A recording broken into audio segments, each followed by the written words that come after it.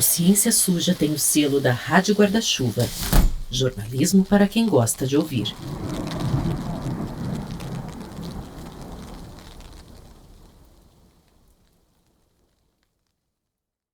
Antes de começar, um aviso. Este episódio fala de casos de feminicídio e violência contra a mulher.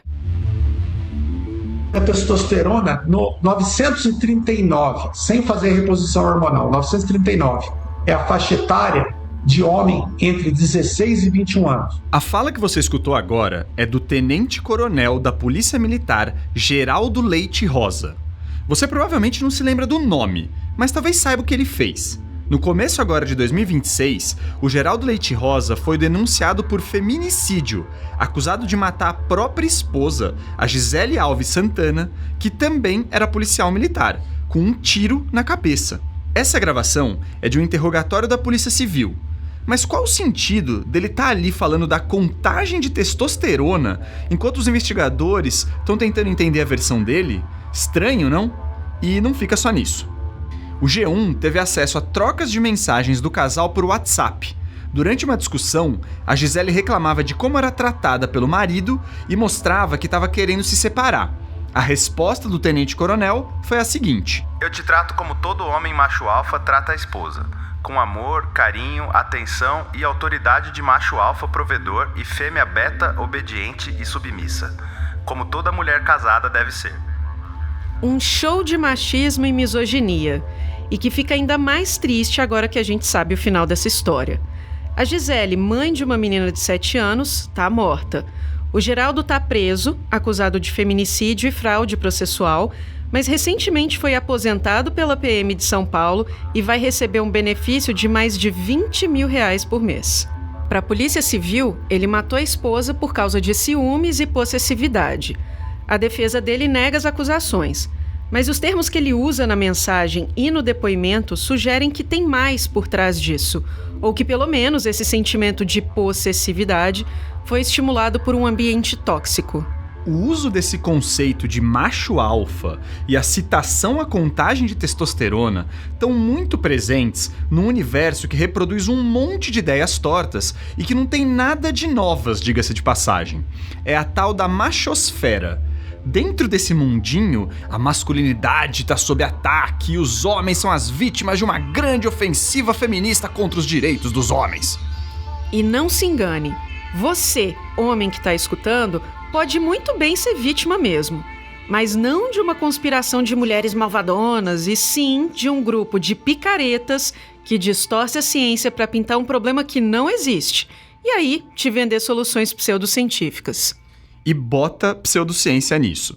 Às vezes, o cara é fisgado porque tá buscando um aprimoramento pessoal, essa coisa bem dos dias de hoje, né? E daqui a pouco tá consumindo mentoria de pegação, protocolo de desintoxicação de pornografia, dieta carnívora para aumentar a testosterona. Tem cara que defende até colocar testículo no sol para ganhar energia. Neste episódio, a gente vai destrinchar a machosfera, um ecossistema digital reacionário que promove desinformação científica e ainda inunda o mundo real com misoginia, como se o mundo já não fosse suficientemente perigoso para as mulheres. Eu sou a Meg Rodrigues. Eu sou o Telro Preste e esse é o Ciência Suja, o podcast que mostra que em crimes contra a ciência, as vítimas somos todos nós.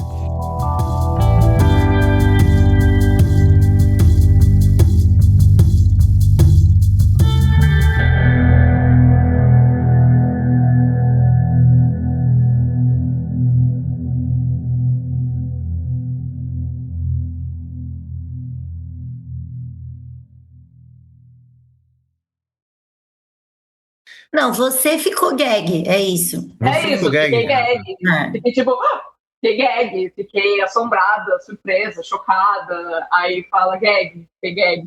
Entendi. Esse trechinho da conversa dos nossos produtores Chloé Pinheiro e Pedro Belo com a jornalista Marie Declercq ilustra algo que a gente precisa deixar claro logo de cara. Essa gíria gag que o Pedrão, no alto dos seus quase 40 anos, não estava sabendo que era, vem da cultura LGBTQIAPN+, e tá super disseminada na internet. Mas o uso generalizado desse tipo de vocabulário não quer dizer que a gente viva numa sociedade dominada por esse grupo, uma ditadura gaysista, como dizem alguns por aí. E é mais ou menos com a mesma lógica que a gente deve analisar aquela fala carregada do PM acusado de feminicídio que abriu o episódio. A gente tem que tomar cuidado ao deduzir que a machosfera ou a ideologia Red Pill sejam os principais motivadores por trás de crimes horríveis como aquele. Não são. Violência contra a mulher tá longe, bem longe de ser novidade. A historiadora austríaca Gerda Lerner, por exemplo, diz que a apropriação do corpo feminino é meio que a base para a criação do conceito de propriedade privada. No seu livro A Criação do Patriarcado, ela argumenta que a primeira posse de propriedade da história humana foi justamente a do trabalho das mulheres como reprodutoras. Isso a gente está falando lá do começo da agricultura, então é papo de 10, 12 mil anos atrás. E aí, a partir do momento em que as terras e os rebanhos começaram a ser privatizados, era preciso garantir que eles fossem repassados de forma hereditária, de pai para filho. Como garantir a, entre aspas, pureza da linhagem, para ter certeza de que você vai transmitir sua propriedade aos seus filhos biológicos? Pois é, impondo restrições à sexualidade feminina. Então, a obsessão com a monogamia, a exigência de virgindade antes do casamento, punições ao adultério, tudo vem daí, e nada disso é novidade. Agora, vamos voltar pro papo do Pedrão e da Chloé com a Marie de Clercq. Ela vai ser uma espécie de guia nossa pela machosfera. Eu sinto que a ideologia Red Pill, né, que começou a se popularizar, ela começou a dar um vocabulário melhor para explicar, para justificar de uma maneira pseudocientífica o porquê as mulheres devem ser odiadas, subjugadas, que seja. Eu acho que o que a gente está vendo, eu não chamo de organização, mas é uma sistematização de fato da misoginia. Talvez você já tenha escutado esse termo Red Pill. Ele faz referência à pílula vermelha do filme Matrix, lembra? Naquela distopia, as máquinas dominaram os seres humanos e aprisionaram todo mundo numa simulação que parece realidade. Para acordar e ver a verdade como ela é, você precisa tomar a pílula vermelha, a Red Pill. Vai acordar em sua cama e acreditar no que você quiser. Se tomar a pílula vermelha, fica no País das Maravilhas. E eu vou mostrar até onde vai a toca do coelho. O envolvimento da Marie com esse tema começou cedo, lá no início dos anos 2000, quando ela se ligou que era tratada de forma diferente nos fóruns que entrava para caçar músicas. E isso acontecia por um motivo muito simples. E isso aí eu descobri que qualquer comunidade que tivesse uma maioria masculina, que eram praticamente todas na época, se eu me identificasse como mulher, eu sabia que eu ia ser utilizada de alguma forma. E depois de alguns anos, eu fui entendendo que nem todas essas pessoas eram misóginas, esses garotos, esses caras, só que era meio que uma regra de conduta na internet em espaços virtuais, né? Então isso sempre me deixou me deixou um pouco intrigada, né? A Marie contou que a partir daí desenvolveu uma curiosidade quase mórbida por esse discurso, uma vontade de entender o porquê de tanto homem se sentir confortável na internet para falar que odeia mulher. Ela foi ficando obcecada com a linguagem, decifrar os termos, as piadas internas. E se eu passei por esse processo sendo mulher e, obviamente, né, sendo alvo do ódio ali e sabendo, né, que aquilo é errado, ainda assim eu fiquei ali por um processo, uma questão de curiosidade. Imagina como é que é para um cara, para um moleque que nunca ouviu falar disso, tá perdido ali na internet e acaba entrando nesse grupo. Ao longo dos anos, aí já como jornalista, a Marie publicou muita coisa sobre esses grupos onde a misoginia rola solta. Se infiltrou, entrevistou participantes dos fóruns e foi virando uma referência no tema. E o legal de conversar com ela foi justamente dar uma limpada no ar de grandeza e importância que a cobertura de parte da imprensa e alguns políticos estavam dando para esse movimento, entre aspas, depois de alguns casos de violência contra mulheres. Eu não gosto de chamar de movimento porque eu acho que o movimento às vezes pressupõe uma organização proposital. Eu chamo de ideologia porque é um conjunto de regras, ações e conceitos. Sim, dá para dizer que essa ideologia Red Pill fornece a base intelectual para uma série de grupos. Os incels, que são celibatários involuntários, os MGTOWs, ou Men Going Their Own Way, ou homens indo no caminho próprio, sei lá. Tem grupo para todo gosto. E no final, eles formam o grande mercado da masculinidade em crise. É que é muito doido, porque assim, quando você vai ver o que esses caras mais mainstream de Red Pill eles estão falando, eles são coaches, basicamente. E o que eles vão vender para você é a promessa de desenvolvimento pessoal. Eu acho que é por isso que minha posição disso é tratar como trambiqueiro, entendeu? Para mim, Red Pill é a mesma coisa que influenciador que tá divulgando o jogo do tigrinho. O termo coach, nesse contexto, já provoca até aquela urticária aqui. Se você acompanha o Ciência Suja, sabe que a gente tem um episódio sobre esse pessoal que se apropria do discurso científico para vender livro, curso, mentoria, esquema de marketing digital, criptomoeda e até golpe. Chama A Era do Coach e é de outubro de 2024. Depois vai lá. Em março de 2026, um dos acusados em um caso horrível de estupro coletivo no Rio de Janeiro foi fotografado ao chegar na delegacia com uma camiseta com o slogan Regret Nothing. É algo como não se arrependa de nada, numa tradução livre aqui. Perfis de redes sociais e até da grande imprensa associaram a frase ao influenciador Andrew Tate, um dos expoentes da ideologia Red Pill e que foi preso por tráfico sexual na Romênia. Olha o nível do cara. Só que a Marie Declercq estranhou, porque já estava familiarizada com esse ecossistema e nunca tinha visto esse suposto mantra. Isso não quer dizer que os acusados do caso, todos muito jovens, não tiveram contato com esse universo. Mas para Marie, foi criada uma espécie de pânico moral diante de um fenômeno virtual supostamente novo, que na realidade é só mais um exemplo deplorável da mesma violência contra a mulher que sempre existiu. Eu acho que é muito fácil a gente atribuir tudo à ideologia Red Pill, porque de novo, soluções simples, né? Então, em vez da gente pensar que a misoginia tá na nossa identidade brasileira, que ela tá envolvida com outros problemas da sociedade, como racismo, desigualdade econômica e por aí vai, a gente aponta o dedo pro outro. A machosfera tá longe de ser inofensiva, que fique claro, mas ela não é culpada por todo novo episódio de violência de gênero. O que essa ideologia faz realmente é retroalimentar, e de maneira bem eficaz, os homens com um discurso machista que sempre existiu, e de um jeito reacionário, como uma resposta às conquistas dos movimentos de emancipação feminina que aconteceram ao longo do último século.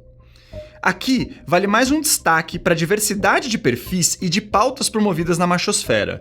Tem desde os coaches de aprimoramento pessoal, que vendem esquemas de investimentos, como a gente mencionou, até perfis e canais que ensinam a, entre aspas, pegar a mulher, que são os chamados pick-up artists.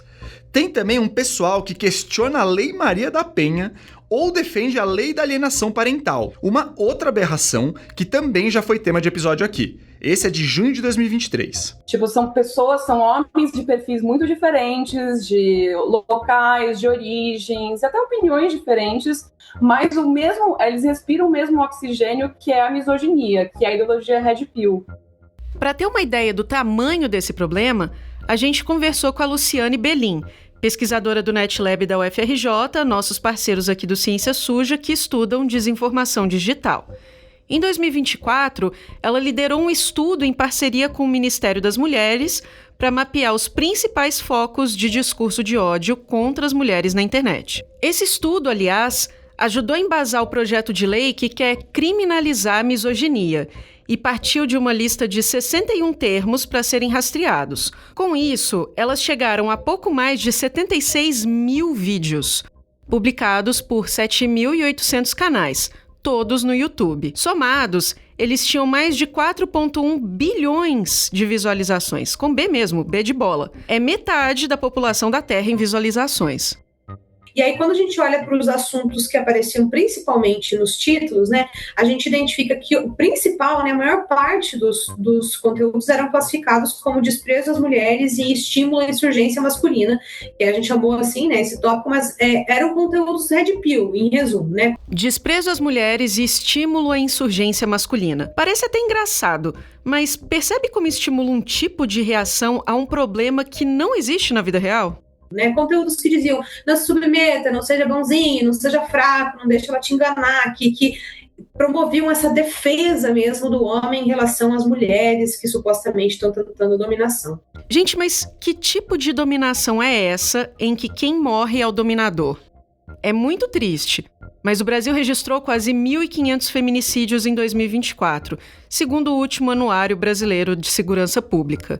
Isso dá, em média, 4 mulheres mortas por dia. 8 em cada 10 foram vítimas dos seus companheiros ou ex-companheiros. São dados reais, viu, Juliano Casarré?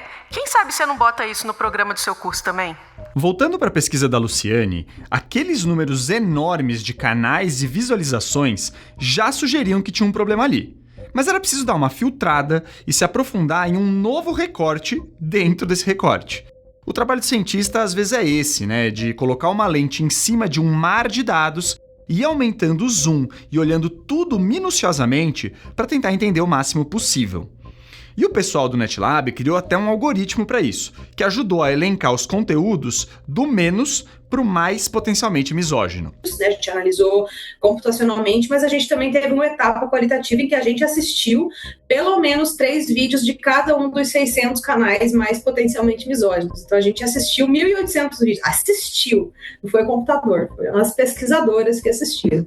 A gente sente muito, viu, Luciane, e todo mundo do NetLab que passou por isso. E aí, com esse protocolo, a gente chegou, então, que dos 601 canais analisados em profundidade, 137 tinham pelo menos 3 vídeos com conteúdo misógino.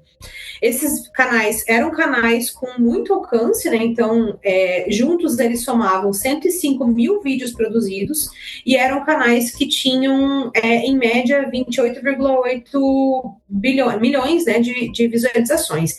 E somados, eles chegavam a 3,9 bilhões. 3,9 bilhões, com B de bananada de novo. Pior de tudo, 80% dos 137 canais analisados estavam utilizando monetização de alguma maneira. Anúncio, programa de membro, superchat da plataforma, venda de livro, divulgação de Pix ou algum esquema de criptomoeda.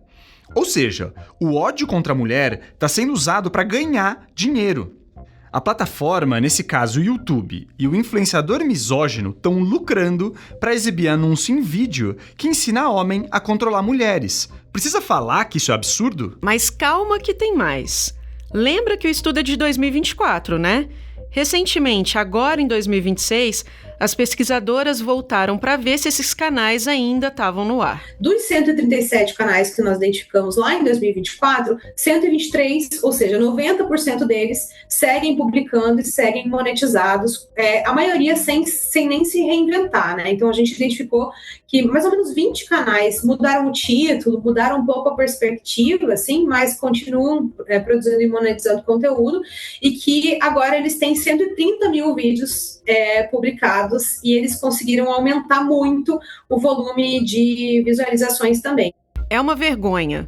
É mais alcance e dinheiro para vídeos que falam explicitamente que mulheres são inferiores, menos inteligentes, interesseiras, mais promíscuas e que usam termos bem mais carregados do que esses que a gente usou agora. Dizendo que a mulher é o sexo frágil, que a mulher não tem capacidades técnicas de liderar, não é feita intelectualmente para atuar na política, não é que o cérebro da mulher é menor. Então, alguns argumentos que são pautados supostamente, né, numa questão biológica, mas que, né, se sabe que não é exatamente dessa forma que as coisas acontecem, né? Uma das principais verdades científicas, entre bilhões de aspas aqui, que esse povo adora se basear, é o tal do mito do macho alfa. Sim, um mito, um erro de percurso. É um erro científico, digamos assim, né? Um biólogo que produziu uma pesquisa nos anos 70, ele observava lobos nos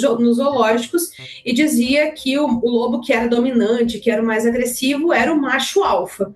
E aí, mais à frente, esse mesmo pesquisador, esse mesmo biólogo, ele se retratou e afirmou que esse conceito era falso e era prejudicial, porque, na verdade, quando os lobos estavam em liberdade, a alcateia se organizava muito mais de uma forma horizontalizada e não hierárquica. Então, mesmo na natureza, essa ideia de macho alfa, ela não se aplica. Só para pôr os pingos nos is, o pesquisador que a Luciane mencionou é o David Mack.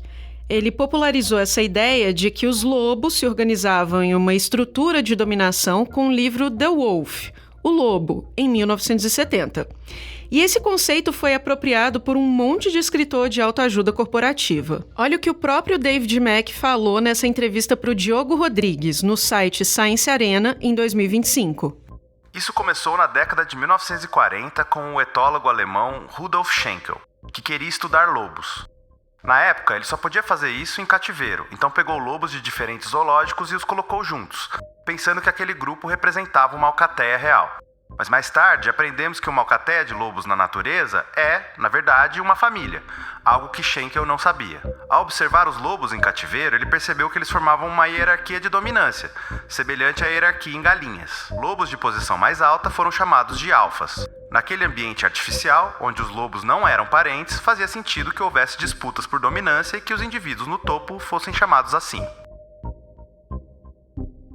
Em 1999, quase 30 anos depois do lançamento do livro, o David publicou o artigo Status de Alfa, Dominância e Divisão de Trabalho em Alcateia, e explicou que esse conceito não se aplica a lobos selvagens. Hoje está claro para os pesquisadores da área que os lobos se organizam em famílias mesmo, com machos e fêmeas, normalmente os pais e mães dos lobinhos mais jovens no comando.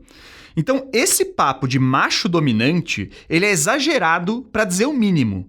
E isso também é visto em outras espécies. O olhar científico, ele é muito afetado pela cultura em que essa ou esse cientista estão inseridos. Você escutou agora a voz da professora Patrícia Zara, que é etóloga e professora do Departamento de Psicologia Experimental da USP. A etologia é a área do conhecimento que estuda o comportamento pela perspectiva da teoria da evolução. E a gente pode falar esse cientista aqui nesse caso com um certo conforto, porque historicamente a gente tem as teorias preponderantes, os papéis preponderantes da ciência ocupados por homens. E homens que vêm de uma academia eurocêntrica, uma perspectiva eurocêntrica de homem branco, cis, hétero, que vai afetar também o olhar e as teorias sobre o comportamento humano, né? A Patrícia estuda principalmente os comportamentos de primatas, como os macacos prego. Ela contou que é comum existir hierarquias bem complexas em grupos de macacos, muito mais complexas, por exemplo, do que só aquele modelo com um macho alfa fortão que acumula recursos e fêmeas. Mesmo assim, a literatura científica foi sendo contaminada por essa ideia única de dominância do mais forte, no sentido literal, físico quase. Esquecendo, inclusive, que a teoria da evolução fala sobre adaptação e não força. E mais, começou a ser afirmado por aí que essa dominância do mais forte viria de berço, da genética. De onde será que vêm essas ideias, hein? Em espécies que apresentam diferenças significativas entre machos e fêmeas, pode ser que os machos, via de regra maiores, exerçam dominância pela força. A Patrícia observava os bichinhos nos estudos de campo dela e via assim mesmo, era evidente. Só que em trabalhos recentes com a holandesa Charlotte Hemmelreich, a Patrícia entendeu que as relações de dominância podem ser afetadas mais pelo histórico das lutas do que pelas habilidades de luta em si, pela força inerente. E esse histórico, quem e quando ganhou tal briga, também pode ser um produto do acaso. São vários os acasos que podem fazer com que um bicho menor ou um indivíduo menor ganhe de um maior. E isso determina o resultado das próximas, né? Então, o que interessa é o resultado das lutas, não é uma habilidade anterior. Então, as disputas, elas constroem quem é o dominante, não revelam um dominante anterior, né? Em alguns contextos, segundo os estudos da Charlotte, pode ter tanto macho que eles começam a lutar mais, e os derrotados vão perdendo espaço no grupo todo. E nesse contexto, fêmeas podem se tornar dominantes em relação a esses machos. E aí a gente testou as ideias dela para macaco prego e é perfeito, né? Então, e eu falava pra mim, gente, como é que eu não estava enxergando isso? A gente tem, nesses 30 anos, você tem vários contextos demográficos dos diferentes grupos e das diferentes populações. E a gente tem momentos de fêmea que o grupo tem uma fêmea mais dominante que qualquer outro macho. A gente trouxe essa história para ilustrar como um viés cultural na produção científica pode contaminar inclusive o trabalho de uma cientista mulher com mais de 30 anos de pesquisa e que está atenta à produção da área dela. Hoje, a Patrícia usa esse exemplo em palestras para apontar o tanto que a cultura machista afeta a primatologia. O Felipe Novaes, professor de psicologia da PUC-Rio, que pesquisa essa intersecção entre biologia e cultura, lembrou de uma coisa que é importante quando se fala da distorção de ciência. A machosfera é um ambiente conspiracionista. Então, eu diria que o problema da machosfera é exatamente isso. Tem um monte de coisa isoladamente, assim, coisas isoladas que a galera da machosfera fala que não é exatamente mentira, que é amparada por estudo. O problema é como que eles usam esses fatos para costurar uma coxa de retalhos, formando uma grande narrativa que mostra assim, ó, tá vendo? O mundo está contra os homens e privilegiando as mulheres e existe uma conspiração e blá blá blá. Na machosfera é comum encontrar a ideia de que as mulheres são naturalmente hipergâmicas. Hipergamia é a ideia de que um indivíduo, no caso aqui a fêmea, vai sempre buscar um parceiro com um status social mais elevado do que o dela. E segundo Felipe, isso tá documentado em estudos com bonobos, que é tipo um chimpanzé menorzinho, e até com mulheres mesmo. Mas o problema é como essa informação é trabalhada nesse mundinho macho. É verdade que status social é uma coisa que é muito decisiva para a atratividade dos homens perante as mulheres? É verdade. Tem estudos no mundo inteiro mostrando isso. Ah, mas isso significa então que as mulheres são interesseiras? Cara, não sei, aí já é um julgamento moral que a pessoa tá falando sobre essa característica. Eles transformam uma mera descrição da realidade numa espécie de imperativo moral. E isso não é o que a ciência faz. Essa é a grande diferença, eu diria, entre uma abordagem cientificamente irresponsável do assunto e o que a machosfera faz. Tá vendo como rola sempre essa intenção no discurso? Pra ir fomentando um ódio mesmo? Quem disse que homem, por exemplo, também não se interessa por status social ou por atributos físicos e sociais? Mas agora, se tem uma coisa que não existe na natureza, nem em contextos de disputa por poder, dominância ou sexo, é algo que seja comparável ao feminicídio, o assassinato de uma fêmea pelo simples fato de ela ser uma fêmea. Escuta a Patrícia Izar de novo.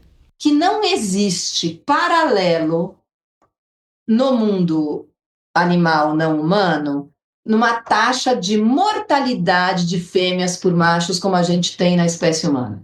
Isso é um fenômeno deste momento cultural humano. Essa ideia de que macho e fêmea têm um comportamento único esperado é baboseira. Existem possíveis tendências, mas força física e agressividade são só alguns dos muitos instrumentos que animais usam para sobreviver, disputar poder, o que for.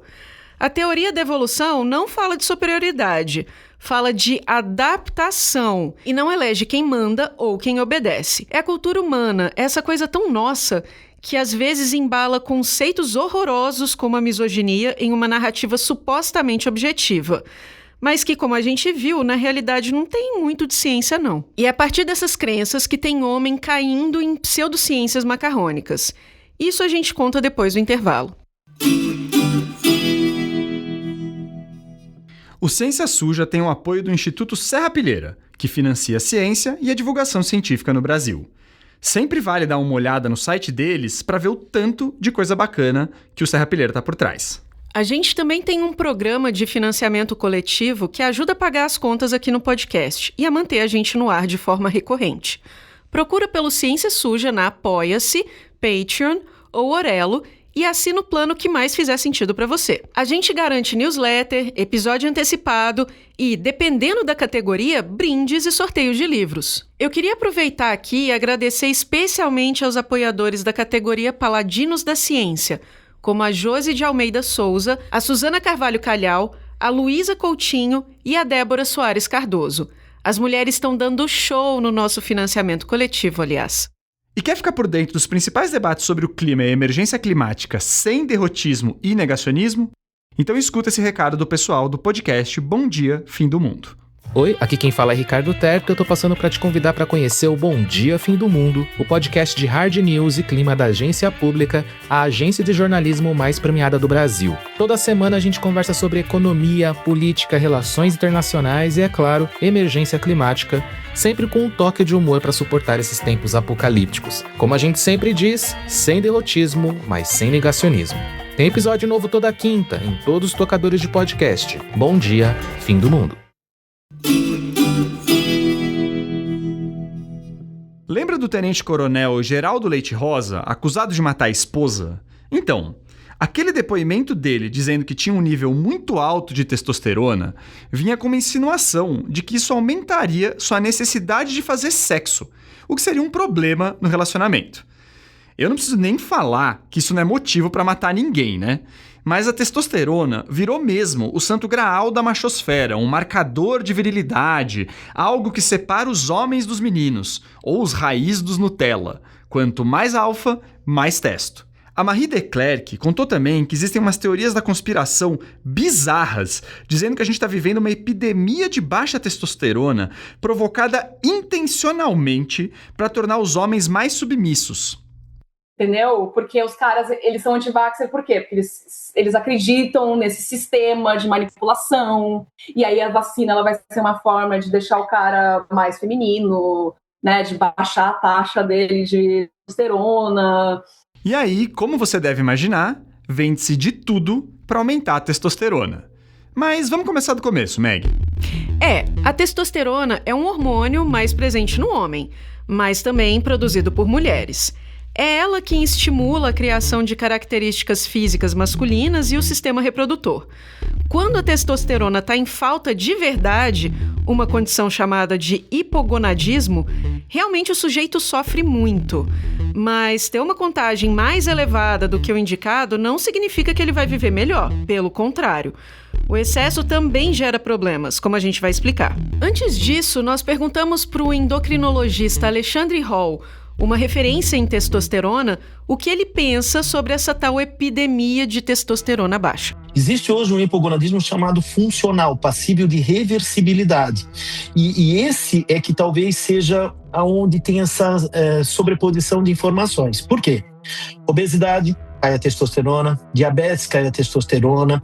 Então, são doenças cuja prevalência tem aumentado, e aí sim nós temos situações que esse público talvez tenha testosterona mais baixa, só que eu tenho como tratar essas doenças e voltar a ter uma elevação de testosterona. Então, os casos de hipogonadismo até têm aumentado, mas eles parecem estar vindo de outras condições e de um melhor diagnóstico também, não de vacinas ou de malvadezas das mulheres. Bom, mas fora do contexto patológico da doença hipogonadismo, tem alguns estudos sugerindo, sim, que os níveis de testosterona dos homens estão caindo gradativamente ao longo das décadas. Mas primeiro que é difícil controlar fatores que confundem as análises, como a própria forma de medir a testosterona, que evoluiu muito, e a presença de doenças e questões de estilo de vida que alteram os dados. Mas mais importante do que isso, mesmo os estudos mais rigorosos, como um publicado esse ano no Journal of Endocrinological Investigation, mostram uma queda muito leve nos últimos 50 anos, e dentro dos limites considerados normais. Ou seja, a testosterona não está despencando e a falta dela não é o problema dos homens hoje em dia. Mesmo assim, na internet tem gente jurando que a testosterona é capaz de resolver tudo. Tem um influencer desse mundo, o Roberto Brandini, que postou uma frase assim: "Você não precisa de terapia, precisa de testosterona." E é esse cara aqui. O que aumenta a testosterona é você tomar sol de meio-dia por conta do ultravioleta B. É você comer gordura saturada porque é a matéria-prima da produção da testosterona. O Roberto Brandini diz que era um homem afeminado no passado e que foi traído por causa disso. Mas aí ele se masculinizou. O Brandini não tem formação na área da saúde, mas ficou conhecido e hoje tem mais de 1 milhão de seguidores no Instagram por ter criado a Dieta da Selva, que defende uma alimentação rica em carne e gorduras saturadas, incluindo muita manteiga e óleo de coco. Ele fala que arroz com feijão são rações do governo, o que também é defendido por outros membros da turminha dele. Aliás, um dos motivos da epidemia de testosterona baixa seria o fato de as diretrizes alimentares atuais pedirem para comermos menos carne vermelha e outras fontes de gordura saturada, que carregam colesterol. Mas o que tem a ver uma coisa com a outra, né? Bom, o colesterol participa da produção de testosterona. Mas diz aí, Alexandre Ho. O que gera uma confusão aí com as pessoas é porque a molécula inicial que vai gerar a testosterona é o colesterol. Mas é diferente daquele colesterol que vai entupir o vaso sanguíneo. É aquele colesterol que está dentro dessas células que estão nas suprarrenais ou no testículo e que por uma sequência de reações vão chegar a uma determinada molécula. Qual é a molécula? Ciclopentanoperidofenantreno, que é a molécula da testosterona. Então não é o colesterol que está no bife que vai ser usado diretamente para fazer testosterona. O colesterol é naturalmente fabricado no fígado para exercer várias funções no organismo. Até tem uma parcela pequena que vem do ovo e da manteiga. Mas primeiro que colesterol não é teleguiado para produzir testosterona só. E depois que a imensa maioria é produção interna mesmo. Uma dieta com colesterol que leva o LDL mais alto aumenta a testosterona. A grande questão é quanto? É muito pouco. É uma mudança de 10%. Eu tenho 500, né? Vai para 550. Isso não tem desfecho clínico. Esse aí é o Felipe Almeida, nutricionista pós-graduado em Bioquímica e Fisiologia. Ele dá aula sobre o assunto, manja muito de suplementação no fisiculturismo e vê de perto o papel que a alimentação exerce nessas comunidades. E um dos pontos é que, junto com esse aumento de nada na testosterona, uma dieta cheia de gordura saturada também eleva os níveis de outras coisas que, em excesso, fazem mal à saúde. O cortisol, por exemplo, também sobe e pode bagunçar a imunidade. A aldosterona é outra e faz a pressão arterial disparar. O próprio colesterol se acumula nas paredes dos vasos sanguíneos e favorece infarto ou AVC, as duas maiores causas de morte no país. E fora que um padrão alimentar com muita carne e gordura saturada está associado a um maior risco de câncer no intestino, entre outras coisas. Nos Estados Unidos, o Andrew Tate, aquele líder dos Red Pill que a gente mencionou antes, também prega uma dieta baseada em carne para aumentar a testosterona. Então a ideia nem é nova e, na verdade, vem de um papo antigo de comer como os nossos ancestrais, que, aliás, nem comiam desse jeito.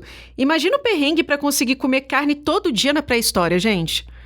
A humanidade sempre foi marcada por comer de tudo, por ser muito herbívora. Mas pra galera Red Pill, os cientistas, os nutricionistas, todo mundo tá mentindo para que você siga com sua testosterona baixa. Caras como Felipe Almeida são chamados de nutris-margarina.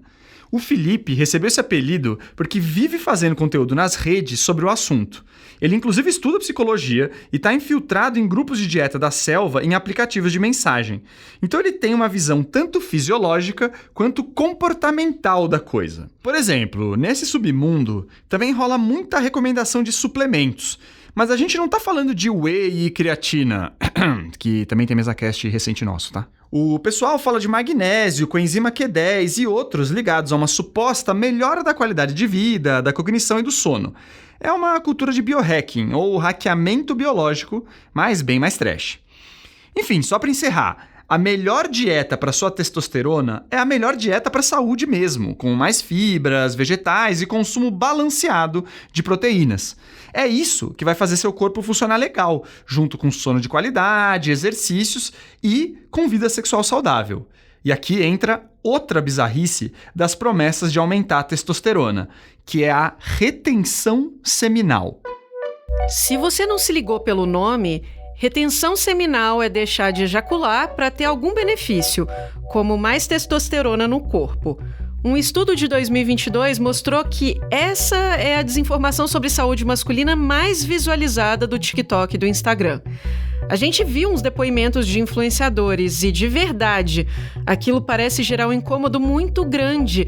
Parece que a pessoa está em sofrimento mesmo. A Marie Declercq explicou que essa ideia se conecta com o vício em pornografia, uma questão que é bastante atacada nesses grupos e fóruns e que, claro, serve para vender um monte de tratamento, mentoria e até protocolos de desintoxicação. E tudo com um ar pseudocientífico, a começar pelo diagnóstico, que não é o que eles estão vendendo ali. O Pedro Belo conversou com a cientista social Carol Bonomi sobre esse tema, mas como ele e a Chloé prometeram um episódio curto sobre a machosfera, uma promessa, aliás, que não vai se cumprir, esse assunto volta logo mais em uma das nossas pílulas. Por enquanto, a gente fica só no assunto da retenção seminal mesmo. Gente, é cada coisa que esse programa me faz falar, viu? Pelo amor. Esse assunto de retenção seminal, de não se masturbar, é uma bagunça, porque mistura pseudociência e religião, entendeu? Porque grande parte desses grupos que você vai ver onde tem um foco em não se masturbar e não assistir pornografia, eles vão sim falar que se você ficar, né, se masturbando e gozando várias vezes por dia, isso vai diminuir sua taxa de testosterona, isso vai fazer você mais viciado, mais compulsivo. Mas também eles misturam isso com o quê? Com um monte de salmo da Bíblia. E realmente, vários vídeos misturam a ideia de benefícios à saúde com o discurso cristão de que o homem alfa de verdade não se envolve com várias mulheres. Que nem esse. Controla a própria libido e preserva o bem mais precioso que Deus proporcionou para ele, o sêmen. Bom, gente, vamos lá. A cada ejaculação, o homem libera mais ou menos 15 milhões de espermatozoides por mililitro, e são entre 2 e 5 mililitros por ejaculação. Ou seja, podem ser mais de 50 milhões de guerreirinhos. E não é igual a mulher, que nasce com uma reserva finita de óvulos. O cara não tá desperdiçando o líquido sagrado dele. A produção é constante. Ele pode gozar todo dia, que vai dar na mesma. Essa fabricação em massa acontece por meio de um sistema de feedback. Algumas glândulas do corpo conversam e secretam hormônios que vão estimular tanto a produção de testosterona quanto de espermatozoides. E eles precisam de motivação para isso, vai? Isso é um feedback. Se você não usar, meu filho, vai piorar. Então a ideia é que sim, que você faça o estímulo da liberação e não que achando que ficar sem ejacular seja melhor. Não há lógica nisso. O contrário é verdadeiro. É verdade que se o homem fica uns dias em abstinência, o volume do esperma pode até ser maior, mas isso não deixa ele melhor, entre aspas. Passados alguns dias, os espermatozoides antigos morrem. Quando a gente pega para fazer um espermograma, a gente pede para o espermograma ser feito com um jejum sexual de 2 a 5 dias, porque com mais de 5 dias tem um monte de espermatozoide morto. Então, fazer com que isso circule é mais fisiológico. Então, o homem ter ejaculações, seja por masturbação ou seja por relação sexual, é muito mais sensato do que achar que o cara tem que ficar 30 dias sem ejacular para produzir mais testosterona. Não há plausibilidade biológica para essa informação. Tem um estudo muito pequeno, de 2003, mostrando que 7 dias sem ejaculação fazem a testosterona atingir um pico. Essa pesquisa é usada por aí para justificar a retenção seminal, mas ela foi retratada, ela foi tirada do ar, então simplesmente não vale nada.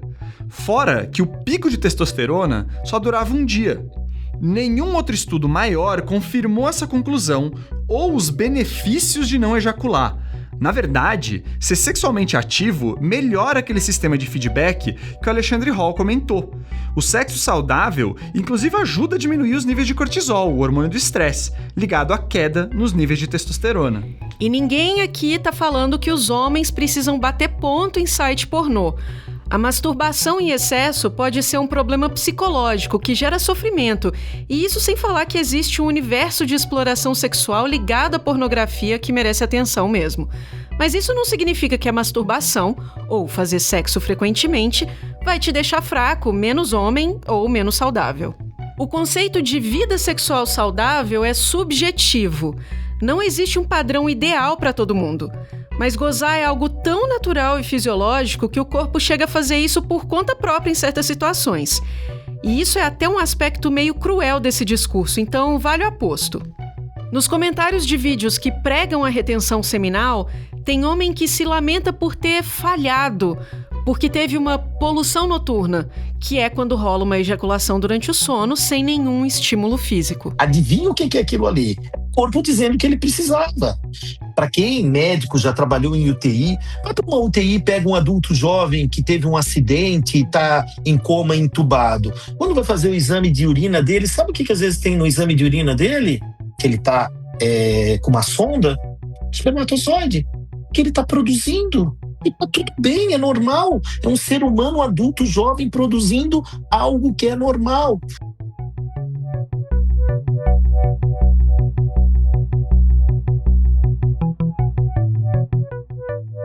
Se você achou que retenção seminal era o fim dos tempos, quero te dizer que a gente deixou o melhor ou o mais esquisito pro final.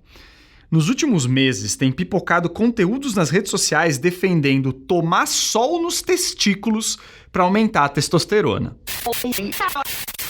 E o primeiro hábito que eu quero que você comece a fazer para ter uma vida lendária é colocar o testículo no sol. Galera quer ter mais energia, quer ter mais de 1000 de texto de forma natural e não quer colocar o testículo no sol, não vai dar certo. Coloca meio-dia, 10 a 20 minutos por dia o testículo no sol. Sim, abre as pernas aí, baixa as calças, mira o teu testículo diante da luz solar. Até o Alexandre Hall, que é um dos caras que mais manja de testosterona do país, fica pistola com essa história. Porque chega a ser patético, inclusive de uma atrocidade avassaladora. Vai queimar o saco e não vai aumentar a produção de testosterona. Então ali não tem ciência nenhuma. Ali tem um desconhecimento completo. Não tem nada que justifique um homem expor a sua genitália, pegar sol, achando que vai produzir testosterona. A testosterona é formada nos testículos e nas glândulas suprarrenais, que ficam perto dos rins. E isso por meio de uma série de reações químicas. Até tem estudo associando níveis baixos de vitamina D, uma substância que é produzida quando o corpo se expõe ao sol, à deficiência de testosterona. Mas não tem pesquisa séria mostrando que tomar sol, especialmente nas bolas, faça os níveis de testosterona subirem. O máximo que você vai conseguir com isso é uma queimadura na pele mesmo. E ainda atrapalhar o seu testículo, porque ele precisa estar em temperaturas mais baixas que as do resto do corpo para funcionar certinho.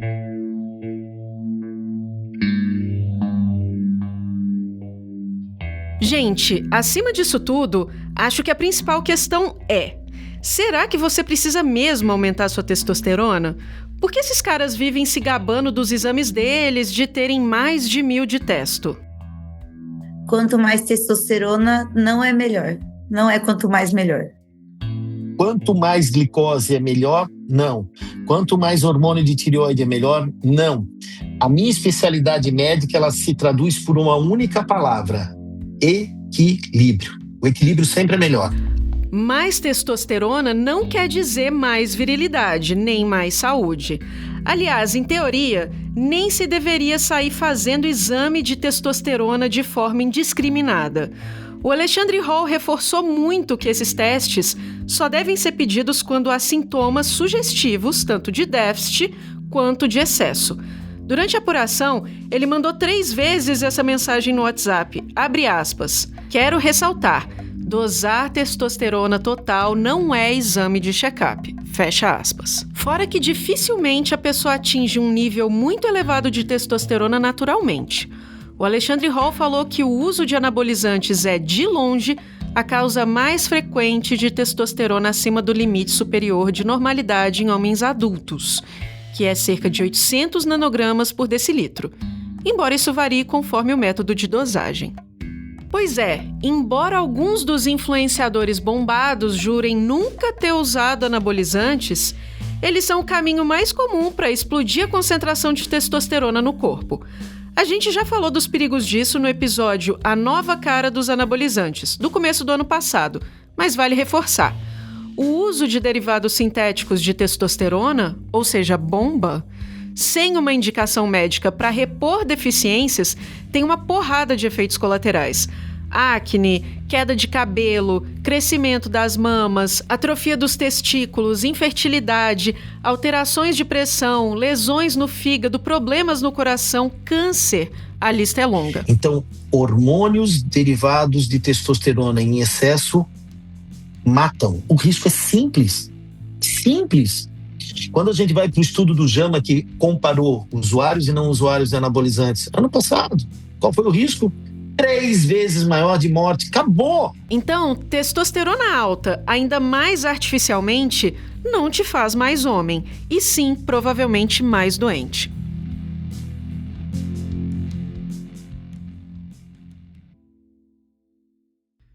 Depois de 1 hora escutando sobre a machosfera, você já deve ter se ligado que ela é um mercado para homens em crise, com soluções falsas sob demanda para os mais diversos problemas.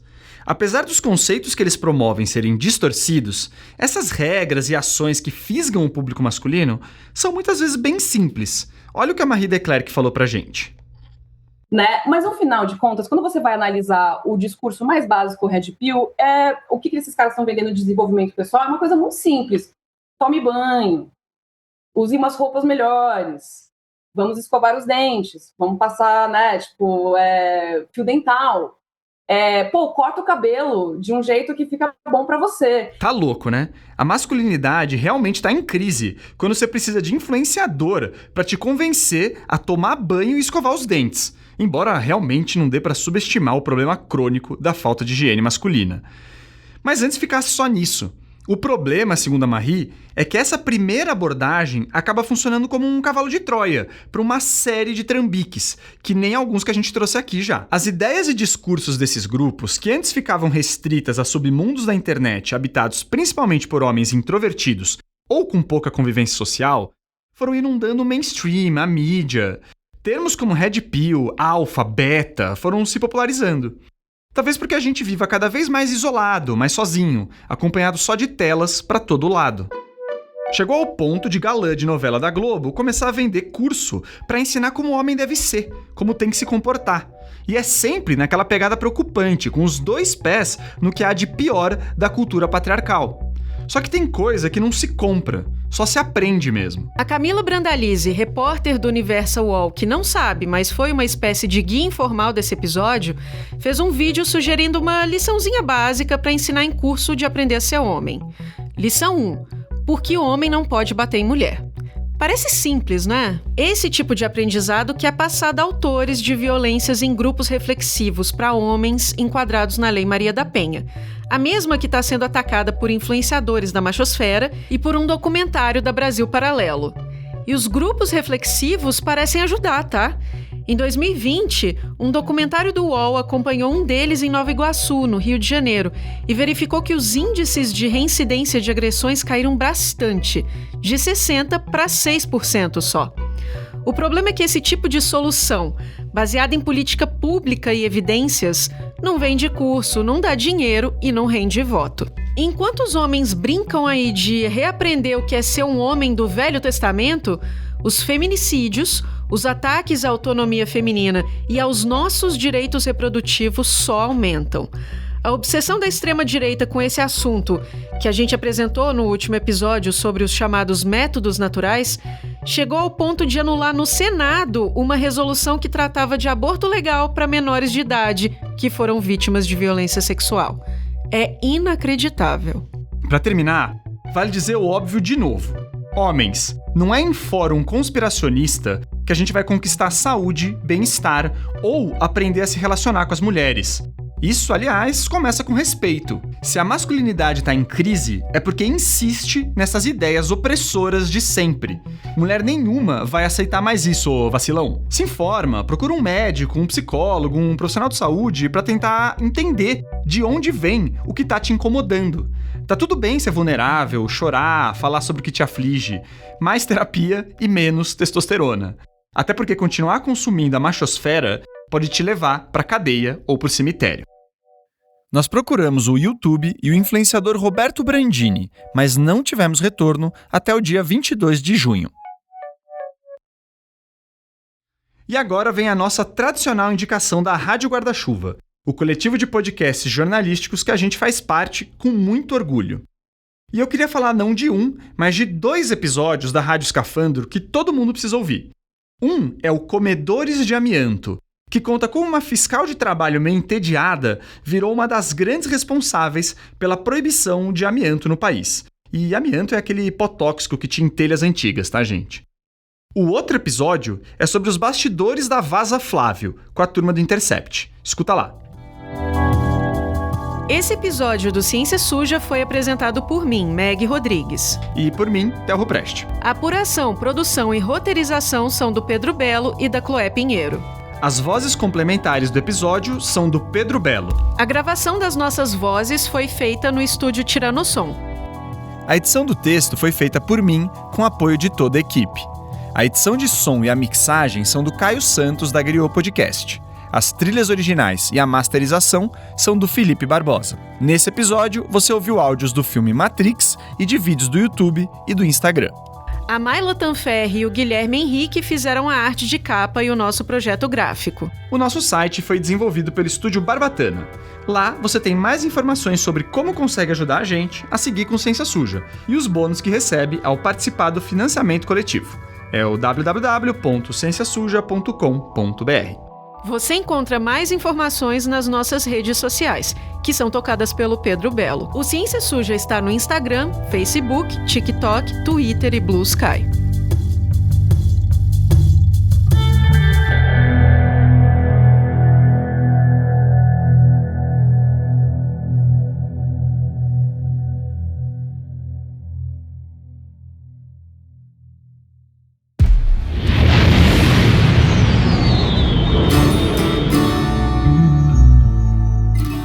Reportagens.